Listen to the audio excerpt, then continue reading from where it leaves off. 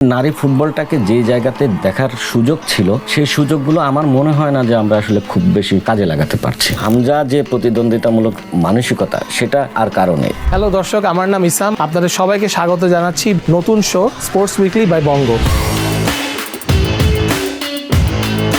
নারী ফুটবলের সব থেকে ভালো যে দিকটা সেটা হচ্ছে আমরা খুব প্রফেশনাল একজন কোচ পেয়েছি। অ্যাজ এ ক্যাপ্টেন হিসাবে দলকে যেভাবে আগলে রাখা দরকার জামাল সেটা পারে। স্পোর্টস উইকলি বাই বঙ্গতে থাকছে মাঠের রোমাঞ্চকর সব মুহূর্ত, অজানা সব তথ্য, ট্রেন্ড এবং খেলোয়াড়দের পারফরমেন্স।